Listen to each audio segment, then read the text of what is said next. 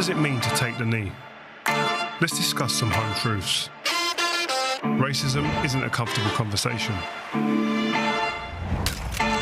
But racism hasn't gone away. Racism is a real problem. It's societal. It's blatant prejudice. It's more than just social media abuse. It's certainly bigger than football. And this here is much more than just a gesture. It's about recognising reality and demanding change. It's a symbol of pride and identity, pride in using our platforms to change. That's what it means for players to take the lead. So if you're a supporter, support this. Such a whirlwind start. They could have been one up already, but they are now. Foden! It's been coming. City have been all over United, and at last they score, and Foden does for the first time in a Manchester derby. Haaland, was it over the line? Yes! Haaland on target now. A day he'll have dreamt of. De Bruyne. Haaland! 3! Haaland's on a hat-trick already, and we've not even reached half-time. It's a great ball in. Foden! 2 for Haaland, 2 for Foden. We're only in the 44th minute. This could end any score. Anthony gets the better of Grealish. Oh, well, brilliant goal. It's a good ball in. Haaland! 3 home hat-tricks in a row. It's another record to tumble to the big man. Good turn from Haaland. Foden, United thinks he's offside. The flag stays down. 2 Derby Day hat-tricks. 2 born and bred City fans. It's the stuff of dreams.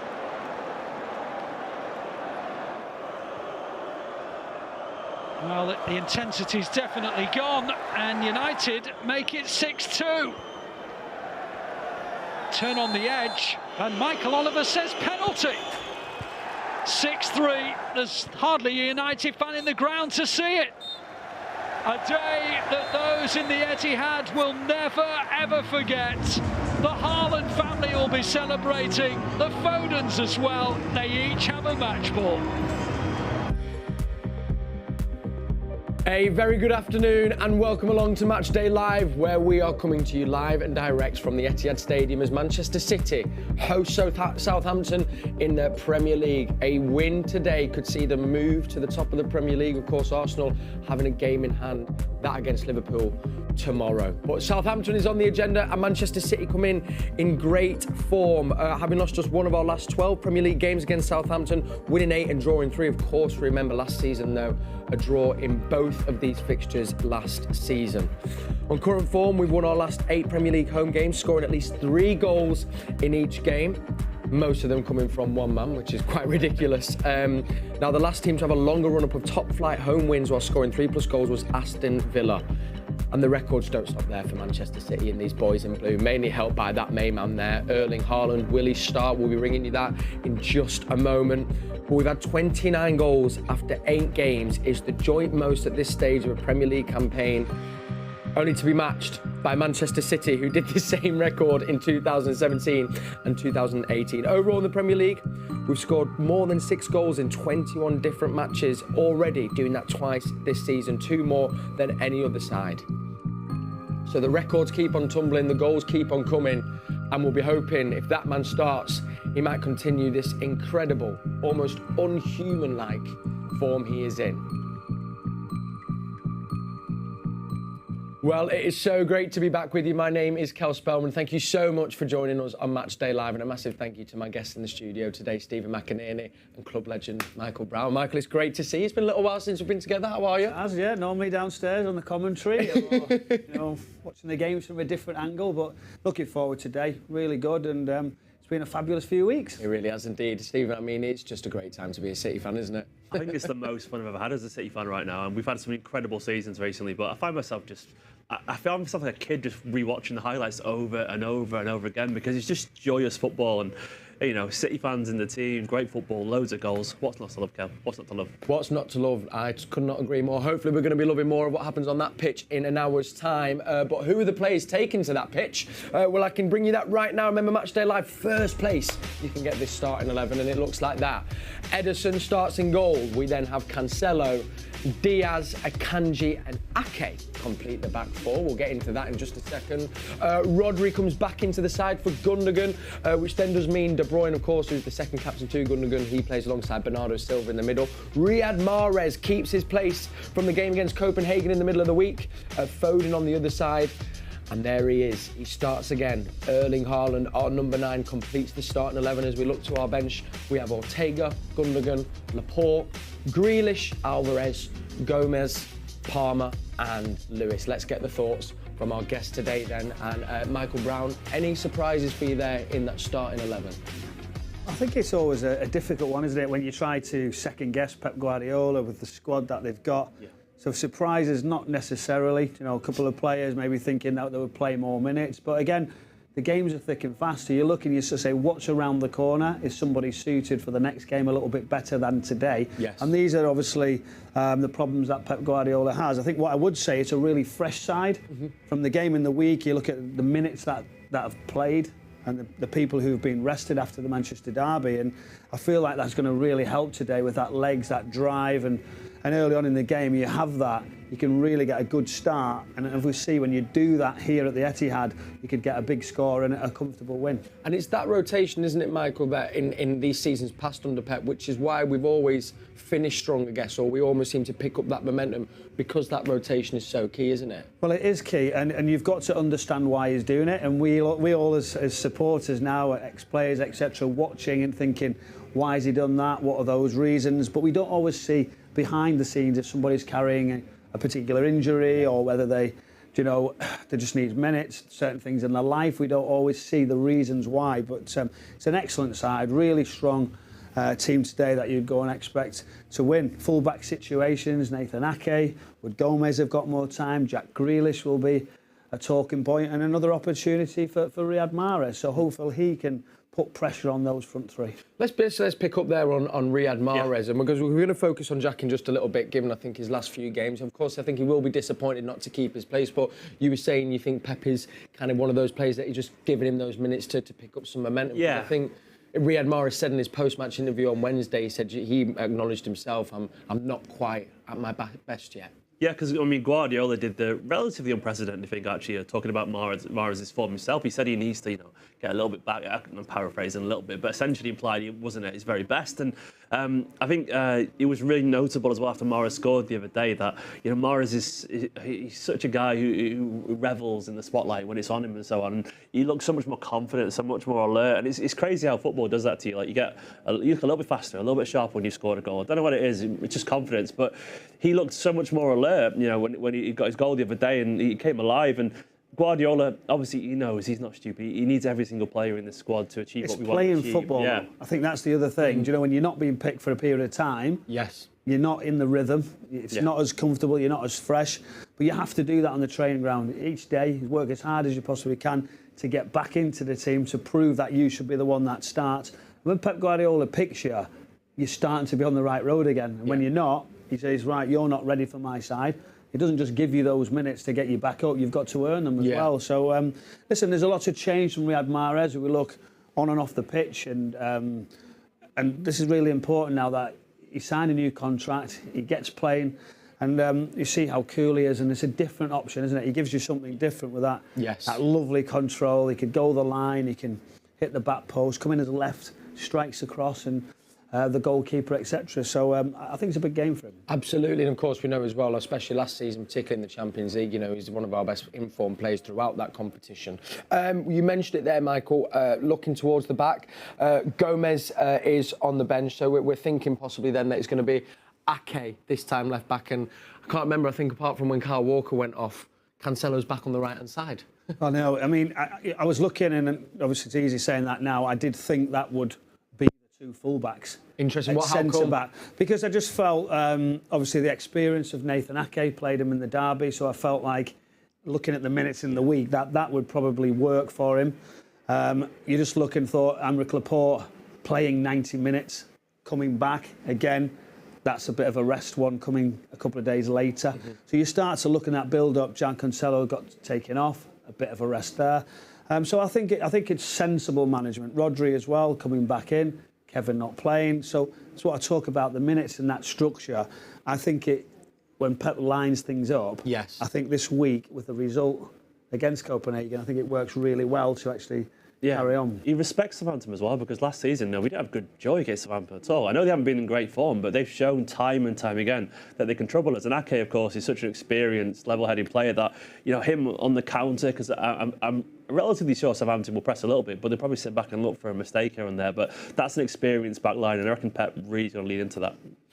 One man who's come back into the side, you mentioned him there as well, Michael. I mean, it's your position in the pitch, Rodri. And I remember before the derby, Stephen, we were here, and I think the chat was, you don't see his name on the team. We were so nervous. You have flashbacks to the Champions League final. I mean, first of all, credit to Gundogan, who is just like a fine wine. He gets better and better each game, but he's so key, isn't he? And great to get him back in the 11, mate. Well, it gives you a different option, doesn't it? So, say if you play Ilkay Gundogan, who wants to link, he wants to play, maybe empty the space a bit more, then your fullbacks might not be able to go as high.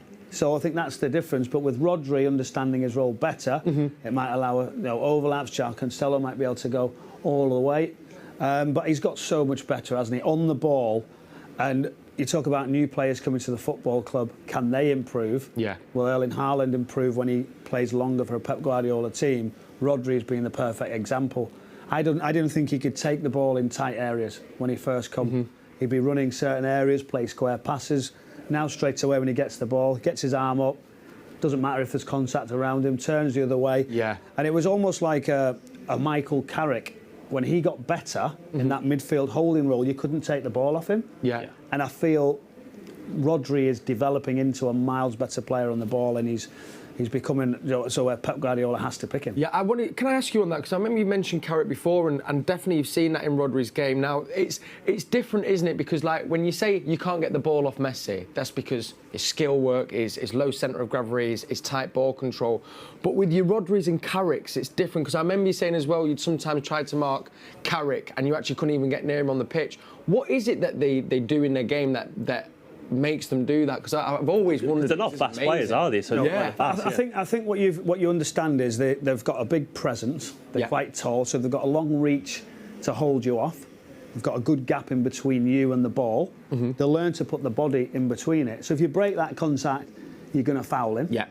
And again, they can use the outside of the foot. They have that awareness when they do it to use that arm. You go that side, they just roll it round, bring the opposite arm out. Yeah. And again, it's just becomes so comfortable. And when you're actually composed at doing it, you get even better. So you believe that you're good at it. Yeah. And rather than, I'm under a bit of pressure, and you get a bit uptight, and you forget that where you think, well, if I lose it doesn't matter because most of the time I'm good at it. Yes, You just seem to get more confident and better and more comfortable and more relaxed. And magic. I think that's what he's got. And I think he wants to get forward, he wants to get those rewards, but it's a very unselfish role that he plays. And, and me as a former midfield player, I think it's a great role for the football club. And you don't always get those rewards, but you ask his teammates what they think. You ask the two centre-backs how much appreciation. The full-backs, when they go, when he gets over, when they've lost the ball, or the wide player, he goes and picks that up. Absolutely, and I think it's there for all the fans as well that watch him week in and week out. A team player, Kel. A proper you team need to learn that. Hey, would you have a team player? You can learn a bit now. Yeah, no, I've got maybe a lot of things to learn. One player I wanted to mention as well, because I keep trying to spoon him into our chats, but there's so many other conversations to be had. Too many good players, Cal. I know, too many. but just can we spend a couple of minutes on Bernardo Silva, because I think he's one of the only. I think he's one of a few, bar Haaland, I think, and he's the only one I think that more or less have completed most of the games. The last 3-4 games, Bernardo has been the mainstay presence in that midfield. He has felt like a new signing because there was that chat whether he was going to stay or going to leave in the summer. But he, and particularly in the derby, I think he's been the driving force, the energy he gives us, Stephen. And again in Copenhagen we saw it after the derby as well. Same again today. It can't be underestimated just how invaluable. He's simply world class, to be honest. I mean, what I love about Bernardo is, as talented as he is, he could play anywhere across the forward line if he wanted to. But he's so willing to do every other bit of the job that's necessary. He's so willing to track back and defend and work so hard. And in the derby, for example, because Rodri wasn't there, you could tell he was sitting a little bit deeper, supporting Gundogan in that role. And the amount of yards he puts in is absolutely insane. And of course, he's close control. I mean, he's a guy who's never had any trouble adapting to the speed of the Premier League. And there's also an element of leadership to the way he plays as well. And the fact that obviously, it was relatively. There was a lot of talk about a potential exit in the summer, but the fact that he still goes onto pitch and works that hard and is that likeable and that reliable, what's the fans' point of view on him? Do you know, when you see what you obviously listen to a lot of people know, lots of Man City fans, etc. What's their thoughts on when they feel like a player possibly wants to leave, but he's still here and doing performances like that? At some point, does it go, well, we have to grant him that wish, or do you think, well, he's ours and he's got to stay? Do you know what I love about Manchester City fans is we're pretty chill and pretty relaxed, I reckon, City fans, because we've been through a lot, so I think we understand the bigger picture and context and perspective. There'll be some City fans who probably won't appreciate it at all because everyone's different, but for most City fans I've talked to, they kind of sort of get it, because if you work hard and turn up and you're respectful and you do your job and you don't ever have bad faces, as Guardiola used to say an awful lot. If you just City fans seem to love him. I think it's because they appreciate that he's been very honest, he's been very human about his desires and all that kind of stuff. And you can't really not love him when you watch him work that hard and be that brilliant. He must be great to work with, mustn't he? Do you know, he's a really nice guy. Stays quiet, lovely, approachable. Yeah. And then he does what he does. Yeah. He grafts, he tracks back, he passes the ball when he needs to, and when he's in tight situations, that determination, how he comes out of the areas with two or three around him. I mean, I just think he is one person. If you look at youngsters watching football in the game, and you could sort of stereotype someone, yes, not at the top of the pitch, the goal scorer, etc., but somebody like him, with that desire, professionalism, work ethic, I think you want to be someone like him, actually. You want to be Haaland, De Bruyne, but Bernardo, there's something about Bernardo's level of brilliance. So you're picking then, who do you want to be? Say that. We look a bit similar anyway, so he's a Portuguese brother. I'd rather be Haaland, let's be honest. But I'd rather be Bernardo. Yeah, I always want to be Zappy for the same reason. He's gone for the glory. He's gone for the glory. You want to be, though, the guy that everyone loves. You want to be the cult hero and the one that everyone knows for that dedication and that commitment and that work rate. And look, Bernardo has absolutely earned all his roses because he's a phenomenal footballer, but it's the way he handled himself, and that's what I love about people. But he's not like Erling Haaland. He's not Erling Haaland. But he's not. I mean, I don't think anyone has ever been. It's a great debate, isn't it? When you sit in these seats, you can go on about different selections, different players. We have a laugh about the GOAT, don't we? I know, yeah. Every single player is his favourite. Sure, GOAT loves it. He's telling lies somewhere. Yeah, well, we don't want to find out, do we? The other final word on Bernardo, and as you said as well, it's him off the pitch, and it's, I think anyone who's watched, if you've watched any of the Together documentaries that are on City Plus, great plug there, Cal, you can see the love that they have for him in the dressing room, and everyone kind of contributes. A big part of why City are the way they are is the ethos and atmosphere amongst the team cohesiveness, and he's almost like a linchpin for it. And you've been in dressing rooms. How important are them players and characters to create that atmosphere behind the scenes? Well, I wondered if that team spirit had sort of gone out of the game. That managers didn't want it around the clubs. It's a bit distracting, that fun, that relaxed feeling at times. But what I've been impressed when I've been in close quarters is that I feel like there's a good core group here that still have that laugh, that drive. They have a bit of banter with each other. They go out together. They go for meals. They socialise. And it seems like a great atmosphere to be around. The support staff that Pep has as well. But then also they understand when it's work time, it's ready to go. And that is such a fine line. And I wonder if Pep Guardiola, when he first came to Man City, has he changed in his attitudes towards the dressing room in this game? When you see certain characters that's in there, I would have first thought when he did come, he might not have liked that particular scenario. And it's just like in his game, we see him at the end of games going long, holding it in the corner, which when he first come, that would never have been a Pep Guardiola setup in the Premier League. Yeah, I wonder it's probably come though from his years, you know, probably as you say, more experience, more lessons learned from his time at Barca and Bayern, and thought that's how I'm going to cater. We were both so lucky, Cal, to be working around the parade, you know, the last day of the season, and like you particularly, man, you had the time of your life. But I remember seeing up close the players with each other.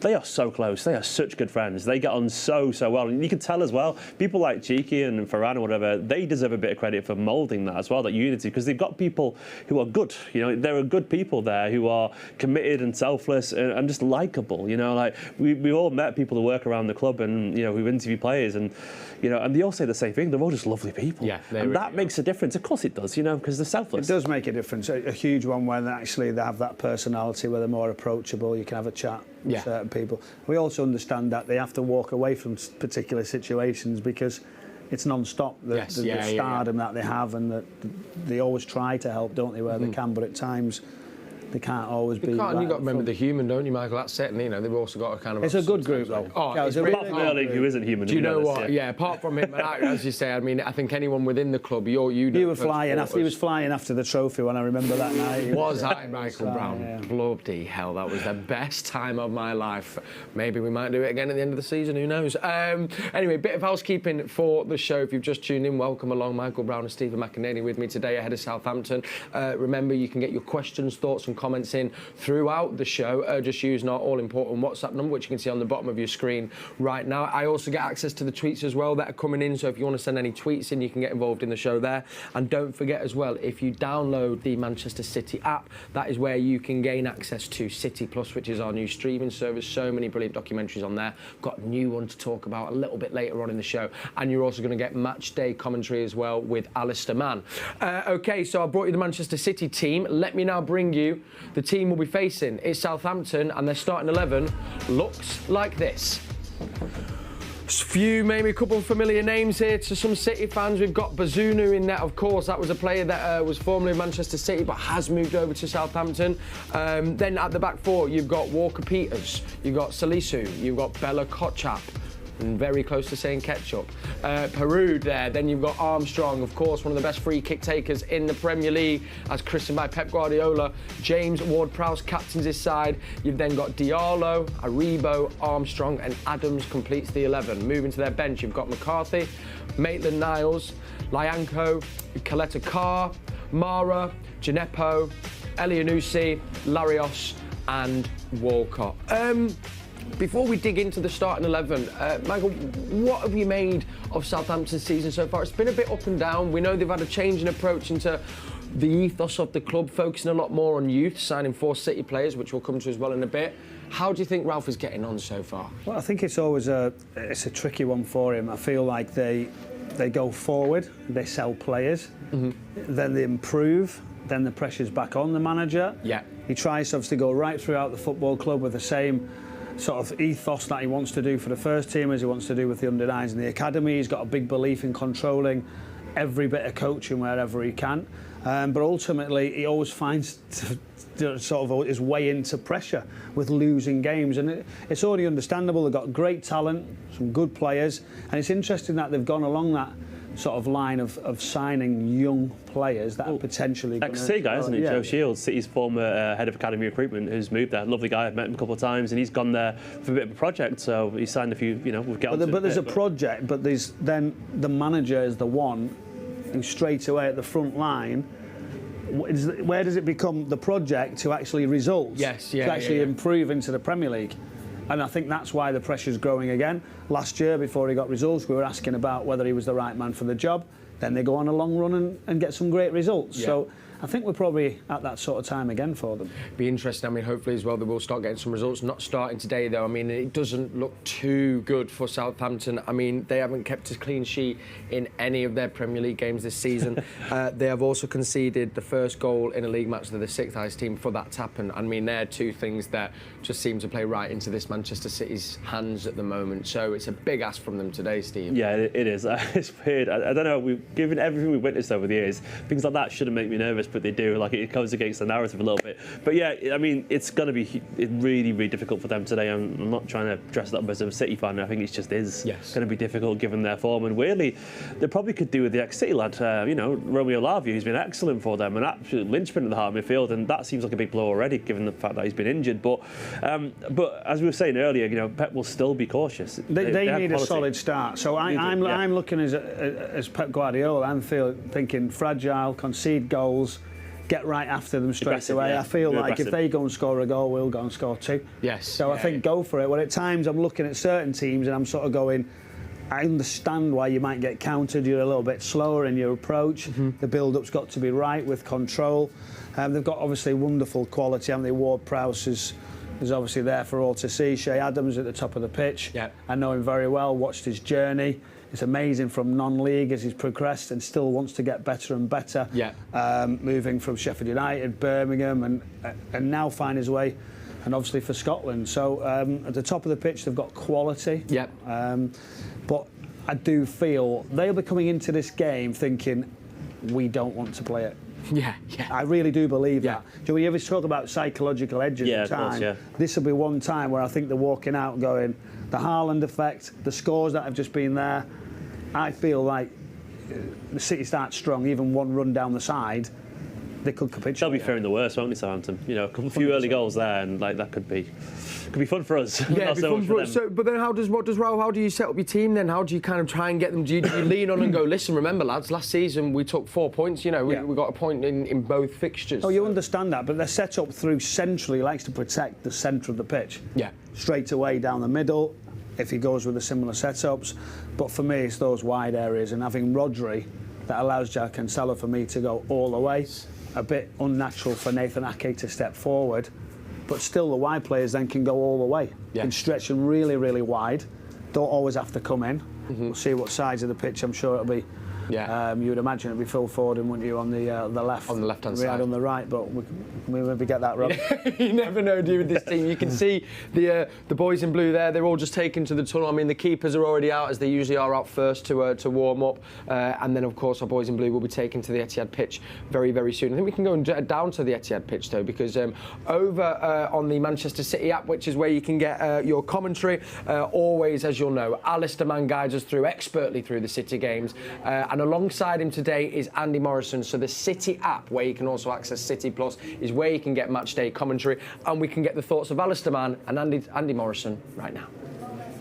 Well, welcome to Pitch Side. Myself and Andy Morrison will be bringing you the commentary throughout the game, so make sure you download the app for that. Andy, one of those occasions really when he's made 5 changes, the manager. How difficult is it to keep raising every sort of 2 or 3, every 3 or 4 days to get to the level that you want? I think it's a lot easier when you're winning games of football. And the players that are coming in today will be thinking about the last performance, the last 2 performances, and how good they actually were, and how well they have to perform now to keep that standard and to stay in the team. So it self-propels, with the quality that's coming in, and also knowing that if you're not up to the top standard, you might miss out in the next game. So it looks after itself. Plus, they're elite athletes now, not just physically, but mentally and emotionally.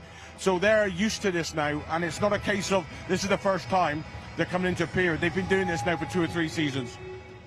One man who's not been rested, of course, is Erling Haaland. I guess you're never going to rest him the way he's going on. If you're in the visiting dressing room right now, what do you do? What do you think about to try and stop him? He's just unstoppable, it seems. It seems that way. Listen, if you're a professional sportsman, you want to challenge yourself against the very best in the world. The 2 centre-halves today for Southampton, they'll be thinking about him last night. They'll want to be the ones that stop him scoring a hat-trick to start with. When we can stop him scoring 1, let alone 3. And that's the mentality of a professional sportsman. He wants the challenge. He wants to go to war with him. He wants to challenge himself against the very best. And he is at this moment in time. Very, very easy to come up with a method until you come up against him. Because I've seen his movement and his power and his pace and his determination and his mindset to score goals. It's phenomenal. So good luck to them today. Now, this is a team that stopped City scoring here at the Etihad and then stopped them playing, really, in the return game. City didn't beat them home or away. What do you think's in the mindset of the City players, bearing that in mind? Well, they have an effective way of playing. The manager will take credit. He's brave. and he does think slightly outside the box. He doesn't go safe, and it can throw you off for a little bit. He did something that was it last season or the season before, where he marked our 2 centre halves with his 2 centre forwards, which was strange, which stops the patterns a little bit. We always recycle the ball back through our centre halves. He man marked them out of possession, which took us a bit of time to get used to. They got away with it on many occasions. It could have one more pass, one bit more quality, we would have scored against them. But they're brave, and credit to them for turning up here and thinking, rather than how can we stop them, how can we affect them. Now, I say 5 changes today. There's a game against Copenhagen in midweek. Then, of course, it's Anfield next Sunday. Is the manager starting to think in terms of what his side's going to be for Liverpool? I don't think so. Really? I honestly don't. Looking at the way he conducts himself and the way his teams prepare for every game and the intensity and the passion he has game to game, you can't think too far ahead and take your mind off this one, because ultimately 2 drop points today will affect us later in the season. So he knows the importance of every game on its own merits, and he won't even be thinking about Copenhagen in the week for me. This is a team he's picked to win this game of football. Get this out of the way, address things tomorrow and move on, start again Monday for Copenhagen. Just before I leave you, just a quick thought. 2 draws last season against them. Do you anticipate it being equally problematic today? You'd say no. But, you know, logic says that when you look at the stats and the run of form that they're on and how formidable we are at the minute, you can't see anything else but it is the Premier League. And, you know, they're in when they come in the last time they came, they were on the back of a couple of results that made them in a positive moment. Now they're struggling, and there's a big pressure on the manager to get something here today. So I expect it to be a tough game, but I expect us to have too much for them in the end. OK, the thoughts of Andy Morrison, myself and Andy bring you commentary throughout the 90 minutes. Download the app and we'll be speaking to you soon. Very much look forward to that, Alistair. Thank you, and thank you, Andy Morrison, as well. Welcome along to Matchday Live if you've just tuned in. I've got Michael Brown and Stephen McInerney next to me, and I also want to say hello to Mr. Paul Dickoff, who I know is watching from home. Love you, mate. Now, we mentioned it before, but as we know, Southampton have changed their ethos. They also took our former academy director, which is now over there, which also meant over the summer you'll have seen 4 of our players move over to Southampton. Not just that, as we know, though, that is a testament to Manchester City's academy, and it was great to see not only in the derby some young players playing there, but of course in Copenhagen as well. We saw Rico Lewis take to the pitch, we saw Cole Palmer take to the pitch, we've seen Jason Wilson-Esbrand take to the pitch. So our academy goes from strength to strength, and we actually caught up with Rico Lewis after that game. There's a great little interview that we can bring you now. Really, just even I said to my mum and dad, even if I didn't play, I wasn't bothered. Just to be in that environment with them for it was like 2 weeks with them. It's just amazing. And then even to be able to play it was amazing. Yeah, it was surreal. Yeah. And there was a moment before you came onto the pitch that Pep was giving a message. What was he saying to you at that moment? He was just telling me to enjoy it. Really, he was just saying enjoy it. Because obviously I was coming on the right and he was on touch, and he said, "I'll guide you if you need any help. Just enjoy it though. Just play your game, really." And I feel like that just settled nerves and stuff like that, and then be able to play with confidence. Obviously, the main person that I need to be getting information off is really Kyle Walker, and like even little bits on the pitch where he'll just tell me like, "Oh, time," or "You've got space," or something like that. Like little things like that just go a long way, especially for me anyway. You made your debut, and you know you're part of the structure now when it comes to the first team. What would you say is your goal for the rest of the season? To stay there, and if not, to get in more appearances, more chances to play in different competitions and stuff like that. I definitely say to be able to play in the Champions League. I hope I can do that before I'm 18. Yeah. But it will be tight. When you turn 18? November 21st, so I think we've got a few games. It looks as if Rico Lewis is going to come on for Manchester City in the aftermath of that 4th goal. We need everybody involved. So Rico plays, 70 years old, and he's a guy like I know the problems that we have right now with the Kyle Walker will be out for a while. We don't have many options in the position, the left, right back, and Rico showed me today again we can rely on him perfectly, even we have just 70 years old.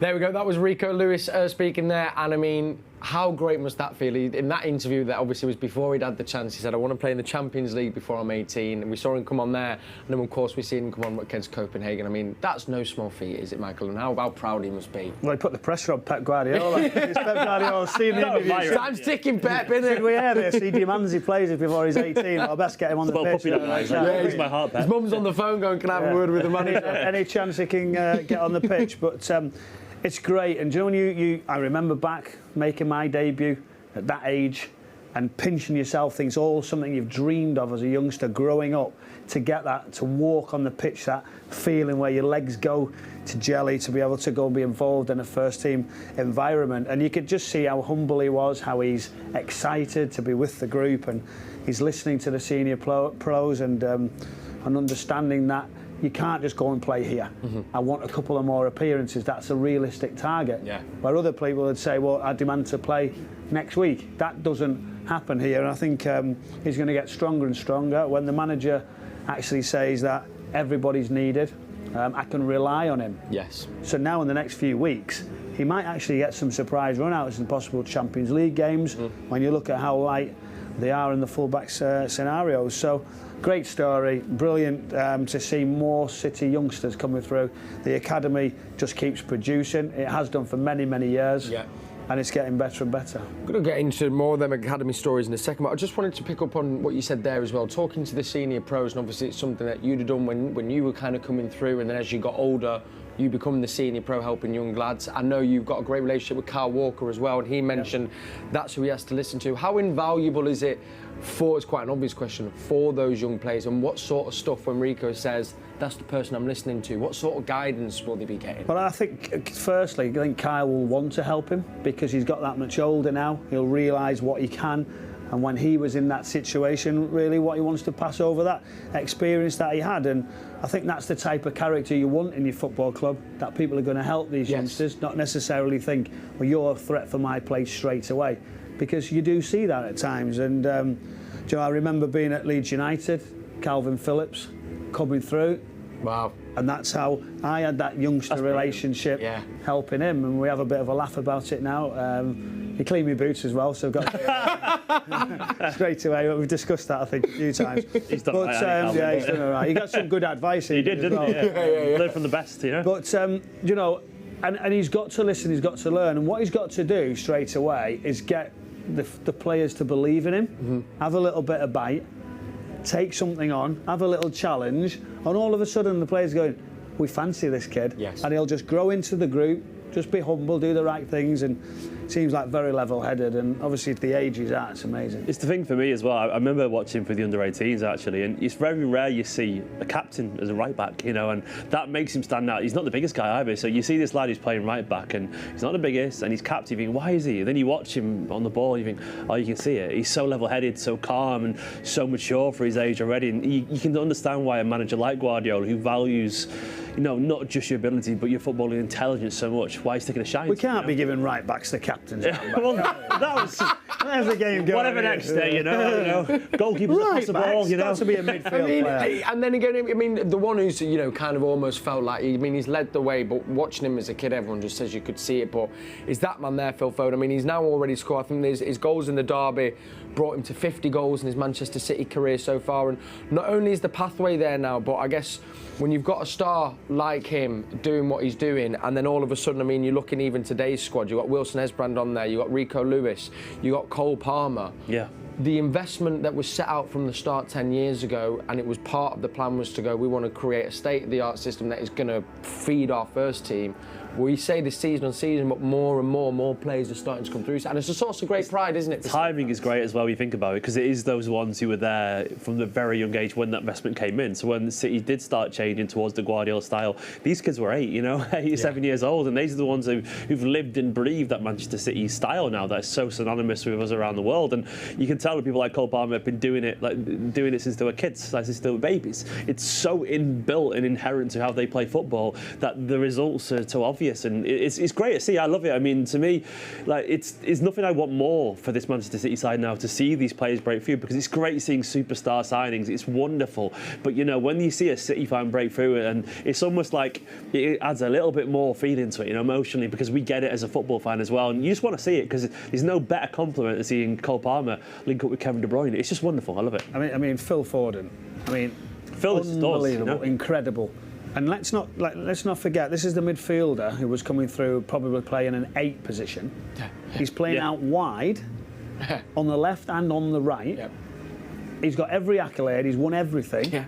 And he's still getting better and better. He's now starting to demand from his teammates, telling the manager that I don't think he's gone that position, or the reason I didn't do it. You see him on the sidelines doing it. So he's now understanding not just the ability that he's got of how to win, how to play, how to break teams down. So tactically getting much more savvy than he was with that maturity.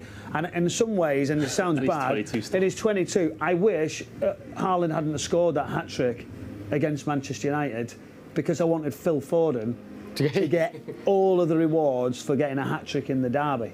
Do you know, because there's an unbelievable story that sort of just levelled out a little bit because of obviously understandable reasons, which is an incredible return. But and Phil Foden says, I'll take it, I got a hat-trick, I'm comfortable, I'm going to get better. But you know, imagine what he's going to be like in a few years when he might drop back into the midfield area. Might be a bit better space for him to go and run games differently as well. I mean, at this level, I think he will. I'd love to see him in there a couple of times. I really would. I think he will. I understand why he's not. He's getting older. I mean, no, he's not. Don't think about it. He's fine, but eventually. Well, I think it's funny. There was an interview Kevin gave and said in time he does see Phil's position being more in the middle. And I mean, we speak about the players that are coming through, and the pathway is very much there now. Right time, and if you've got the talent, and if you can be relied upon, Pep will play you. But not only that, and we say this all the time on the show, we look back to the last couple of seasons of our academy. We won the Premier League 2 with our EDS 2 years in a row. I think last year it was our under-18s, 16s, down to under-8s, more or less. We're winning all their leagues. So it's across the board. In every league, at every age group, we seem to be setting the standard. And we're talking about players coming into our team, and the reason we're having this chat is because Southampton signed 4 Manchester City players over the transfer window. Of course, Bazuna, who is playing, of course. Then you've also got a Dozy that's moved over there. You mentioned as well, you've got Lavia, sadly, who is injured. And not just that, we've got Luke Mbete playing at Huddersfield. You've got Delap that's gone out to Stoke. These are big championship sides. We've got James McAtee, really highly thought of to come back. Sheffield, Tommy Doyle over there. Not only are we bringing the players here, but it must be such a sense of pride and like a testament to the academy to see all our youth players playing across Championship and now Premier League teams, Michael. It's quite incredible, isn't it? Well, that's what's good. Obviously, there's fees coming in from Premier League clubs. All the Championship clubs every year are ringing. I know that for a fact. They're meeting with City all the time and saying, please, can we take X, Y and Z? But they're not on their own. So there's so many of them. Obviously, I watched Doyle in the week. I covered the Sheffield United game. McAtee coming on, still learning a different role in a different type of formation, out of possession, trying to improve that for him to get more minutes in the Championship. So it's a learning curve for them. Obviously, we've seen, you're looking now and you sort of, Rico Lewis, where could he go? Wilson Esbrand, what's the next step for them? But they always keep a hard core of players to protect the squad. And then you feel, right, it's time to go out. Delap, I mean, I might be no secret that Southampton also wanted to take him. Every single Championship club asked for Delap. Wow. And that's pretty much all of them. Standard thing. Said, well, we'll all take him, which is it's unbelievable. Amazing. It's good as well because we forget, it's very hard to get into the City team, but they're building them careers as well, So it's not always about. I mean, if you aim for the very best and you fall a little bit, you're still going to be a Championship, possibly a Premier League player. It's an incredible achievement just to get that far anyway. Never mind, But that justifies the academy, doesn't it? About the spend and then bringing money back in. So actually, it's a business decision as well as progressing talent. They're buzzing those young players. I mean, like, they're playing. The Championship is one of the biggest leagues in the world. It really genuinely is. The quality and the size of the, they're playing in front of 30, 40,000 people sometimes in the Championship. And then obviously you see people like Lavia, who the report suggested that Chelsea bid for him, after about 4 appearances for Southampton, which it shows how good these players are. And you wish to see him in a City shirt, but this club know what they're doing. They do have the buybacks potentially. So well, that's it. And Pep said there are buybacks in the deals as well for quite a few of these players. And I think Pep said it best. There comes a point where he said none of them were. It's not like they weren't good enough to be a part of this team. He said, but actually, you know what? It made sense for their growth and also made. You must look, mustn't you, when you're a good player and you're thinking, what more can I do to get that chance? And sometimes in a particular position, you have 4 in front of you. It's difficult, isn't it? And you sort of go, well, every time Pep, the manager, could actually change that midfield 3. Yeah. And I still can't get in it. But at a full-back position, you've looked all of a sudden, it's a touch light. Yes. And you go, well, it's an area that's not fully central down the spine. I can maybe get that opportunity. And you can see, obviously, the 2 players in the squad getting minutes. For right now, City fans everywhere. Gomez is a City fan, which I didn't expect, but he is. Haaland, Foden, Rico Lewis, Cole Palmer. That's a quarter of the squad.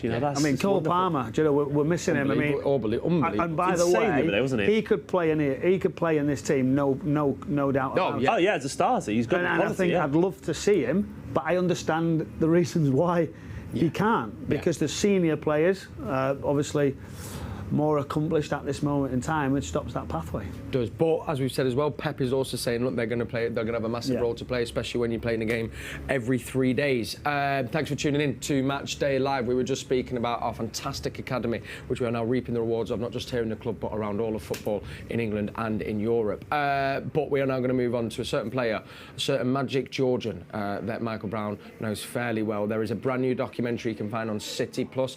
How do you get City Plus? If you just go on the Manchester City app, you can sign up there. Loads of great documentaries, and this is a brand new one about our Georgian king, King Clancy. ბატონო, პირველ რიგში მადლობა რომ იმის გოლებში ატარე ჩემი გოლი. Still King Clancy inside the penalty area. This will be a fantastic goal. And it's typically Georgi King Clancy. და ჩემთვის კარიერაში ერთ-ერთი საუკეთესო გოლია ეს კი. Goes inside, loves to beat people like Janino. He's all the way through. King Clancy scores. And so we bought him for £1 million. But you could see the guy was brilliant. If you got the orchestra, this guy could conduct it. Clancy's looking for the return. Quinn's given it to him, and he scored. გოლი რო გავიტანე, გადავხდი ამ მაყურებელში და რო ჩამithრიეს ერთი მერე ფეხბურთელები მეხმარებოდნენ, უკან მინდორზე დავებრუნებდი. Little Georgian really paying off. Football could be sort of an art form as well as a physical battle. King Clancy. They just can't get to him. Wonderful run. Yes, I am. I sure I am. City till I die.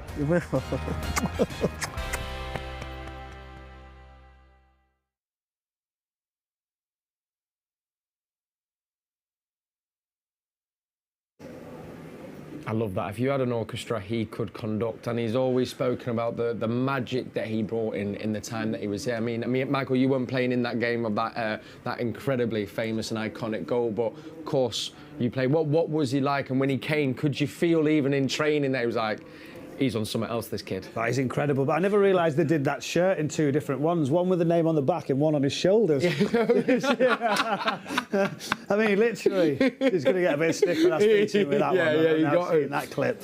But do you know what? A lovely lad. He played the shy one, but when you got to know him, he would come out of his shell with regards to speaking English, and you could get on him and take him out for dinner, have a bit of a laugh with him. But regards to talent, honestly, I loved getting after people, was obviously tenacious, loved the tackle. You just bounced off him. He had this ability to stay low, centre of gravity, move it really well, about that protection we talked about earlier, that arm up, that moving it away, that little jink, drop of the shoulder.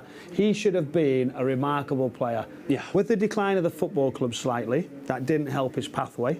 Knocked his confidence, knocked his pathway slightly, and then as he moved on later on in his career, it didn't really work out. We've seen him at Derby later on, after a spell away, and he should have done so. He was my hero, absolute hero, because I was probably about 10 or 11 when he was coming through at Man City, and obviously that's the age where you're so impressionable. Like, you start to really remember football.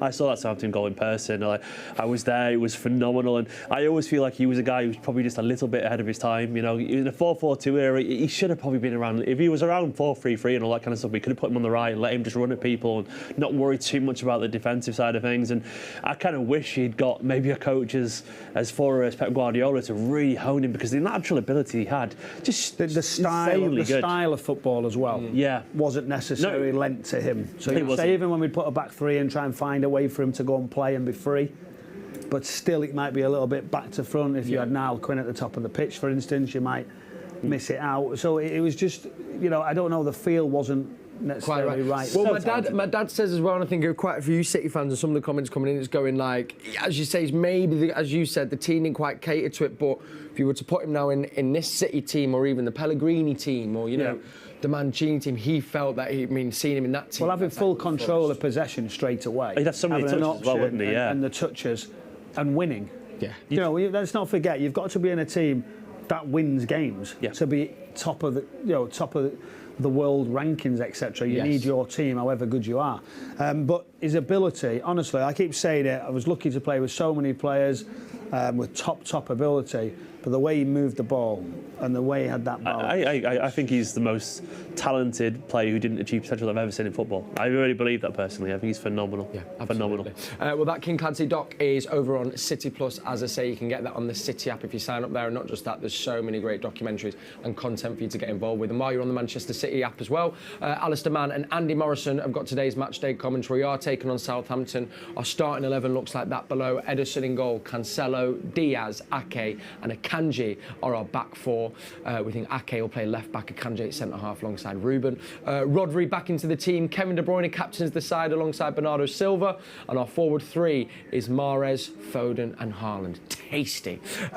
Gents, he's captaining the side, and I think, you know, as we say, we could spend 10 minutes on every player at the moment, but Kevin De Bruyne is just 6 assists away from that all-important century of assists for Manchester City. That man right there, King Kev, who we all know so very much. Pep has been singing his praises as well very recently. I think we all know just how good and how key he has been to Manchester City's success over the years. He has said on Twitter quite a few times he feels he should only be 2 assists away. He says there's 2 assists that haven't been attributed to him, but he's 4 away, which I'm guessing, I mean, it could happen in this game, especially when you've got the big man up front. But let's just spend a few minutes. Michael, you know the centre midfield position better than all of us in the studio. Just talk to us about how good he is. Is there anything that maybe you see that we haven't mentioned before about why he's the greatest player we've probably had at City? It's embarrassing. I obviously like him that much. I keep going on in commentary about what he does and lose my voice when I say what things he does with his right foot, with his left foot, the passing, the range, and I like the work ethic, obviously, that he brings.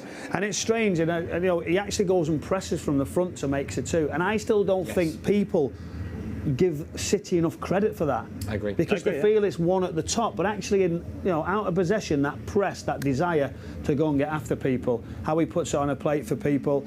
And I tell you what he does tune into the City app, because he said to me, he goes, oh, where were you at the weekend? I said, oh, I was doing the game. He said, oh, yeah, I heard, because it was his goal and then his assist. So he's always watching and listening to see what he does say, what he does, and no wonder he's missing these assists that he says. Yeah. He counts everything. He does. He's a very. I think he absorbs everything, Kevin De Bruyne, doesn't he? He absolutely is. Sits back and listens as well, and not necessarily always speaks out. Yeah, 8 assists already as well this season. That is, it's a really, really ridiculous number to be at that stage so far. He's going to break the record this year, in my opinion. It's well the one that, I mean, that's the thing. We think he probably could have broken the assist record before now. It's just that there's been a few chances on a play that haven't been put in. I mean, we were a bit wasteful. Do you know what I quite like? The challenge for Kevin at the moment, that he's always been the top man. Yeah. And all of a sudden somebody else has come into the building and getting all the chat about him, Erling Haaland, and Kevin will be going, I'm the top man. Yeah, I put everything on a plate for him. He loves it, doesn't he? No, he likes that there's somebody else there. Yeah. But he needs to make Kevin better, because he is the top man. Well, the thing, but honestly, I think he's the top man. I actually, and number one. But I do think now it's just a little interesting sort of scenario that There's somebody just else. 5 years younger be bothered, but but that's one of the things Pep's spoken about, and he says obviously there is an awareness that all of a sudden Haaland has come in, and as we know, the conversation and the noise. That pass there was ridiculous, wasn't it? That reverse pass. If you go and watch, actually when he gets his 100 assists, I'm sure City are going to put out those 100 assists, and just sit back and watch, because even when we've watched them, it's still now you watch them and go, I don't know how he's done it. Anyway, what I was saying was Pep was saying it's a testament to Kev and how exceptional he is that he's actually, you know, there were some big players out there that would maybe take umbrage to it and be like, no, I'm the main man, I've been here. We've seen it over teams, which we won't mention, but we've seen it over teams in Champions League teams, you know. But Kev De Bruyne seems to have that kind of real maturity where he goes, listen, I know what I do, and City fans also know. Do you think he thinks, without me, he's not anywhere near it? Because it's a really good one, it that he actually says, I'm providing all these, by the way. Yeah, we all know I'm the smartest guy in this team as well. Yeah. Without me, he is nothing. It is great, isn't it? It is. And he'll go, got you another few goals there. Yeah. So he knows, I think the players, I think everyone in this stadium, if you come and watch a Manchester City game, it cannot be underestimated just how phenomenal that man is. And Michael, you know this, what was interesting, there was the assist for the derby, and I think it was Nadem that was pointing this out to me, going, they were speaking about, because you'll see this, body positions, and they were saying the way he is at that ball, he says he shouldn't be able to play that pass from his body position, but he's doing that right straight, because he's got that side foot that he can still sort of put into different areas. But do you know what's amazing? And I don't, as well, I've talked about this so many times, is how the ball's coming to him. Yeah. He judges the space behind him, so he has that check of the shoulder, which every youngster should. Yeah. But also he knows what's around him, he knows what sort of pace that's at, to be able to let it run into the space without the touch. Normal players would be stop, touch, turn, go. And he seems to understand how he can gain that 10 yards driving through the middle. Mm-hmm.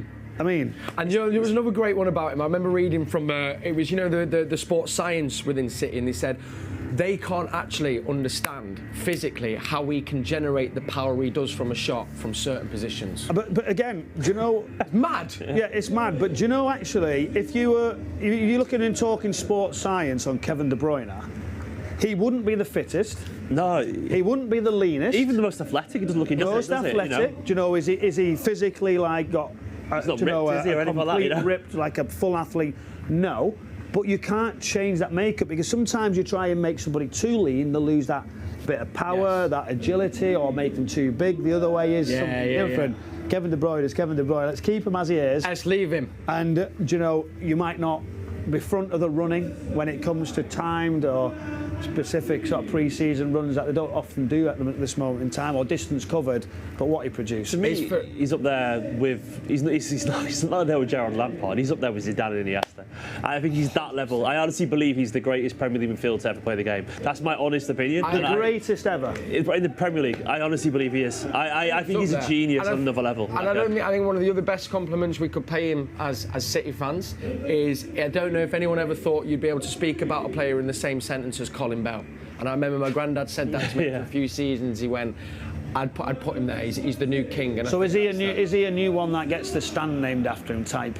I think if he carries on the way he's doing it, and a longer term, carries on with the term. If he does, a couple of years, I mean, the stuff I've seen him do, I think, he'd be well within his right. I mean, they'll definitely get the statue ready, is all I'll say, Carl Doon. Get the statue ready. I think he at least needs, you can get a couple of statues for me. Order two. He's just making it as well, he's 162 assists. This is the lead. It's from Ryan Giggs, of course, as we know, his career spanned 21 years.